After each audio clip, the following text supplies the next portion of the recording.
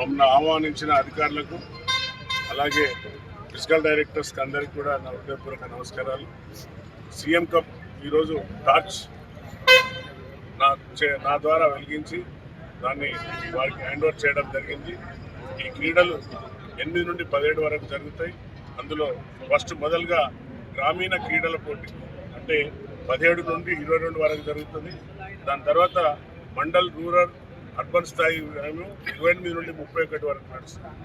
అలాగే అసెంబ్లీ నియోజకవర్గ స్థాయి క్రీడలు 3 నుండి 7 వరకు, జిల్లా స్థాయి క్రీడా పోటీలు 10 నుండి 14 వరకు, రాష్ట్ర స్థాయి క్రీడల పోటీలు 19 నుండి 26 వరకు. ఈ యొక్క ఆటలు అన్ని విభాగాలలో స్పోర్ట్స్ అండ్ అథ్లెటిక్ అంటాం. అంటే స్పోర్ట్స్ అంటేనేమో ట్రాక్ ఈవెంట్స్ వస్తాయి, గేమ్స్ అంటేనేమో అన్ని వాలీబాల్, కబడ్డీ, హాకీ, ఈ అన్ని విభాగాలను ఫస్ట్ గ్రామీణ నుండి మొదలుపోయినాక అన్ని సెలెక్షన్స్ అయినాక రాష్ట్ర స్థాయికి మన వరంగల్ జిల్లా నుండి హన్మకొండ జిల్లా 2 జిల్లాలు ఉన్నాయి కాబట్టి అందులో ఉన్న నైపుణ్యమైన క్రీడాకారులను సెలెక్ట్ చేసి వారిని స్టేట్ రాష్ట్ర స్థాయికి సీఎం కప్కు పార్టిసిపేట్ చేయడం జరుగుతుంది.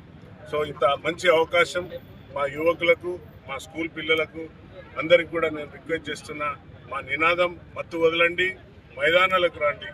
కాలేజ్ పిల్లలకు కానివ్వండి, యువకులకు కానీ మత్తు వదలండి, మైదానాలకు రండి. నీలో ఉన్న జోష్ను, నీలో ఉన్న ఏదైతే స్పిరిట్ ఉందో ఆ స్పిరిట్ను గ్రౌండ్ల మీద చూపెట్టి గ్రౌండ్లో దాన్ని సాధిస్తే మా యొక్క సీఎం గారి కళలు ఒకటే కళ. మన పిల్లలు 145 కోట్ల జనాభా ఉన్న ఈ భారతదేశంలో ఒక గోల్డ్ మెడల్ కూడా సాధించలేకపోతున్నాం.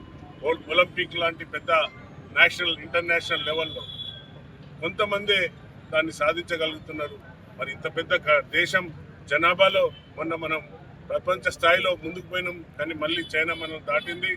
అయినా కూడా ఇంతమంది జనాభా ఉన్న దాంట్లో క్రీడాకారులు చూద్దామన్నా కూడా ఒక ఒలింపిక్ గోల్డ్ మెడల్ సాధించే దాంట్లో వెనుకబడుతున్నారు. కాబట్టి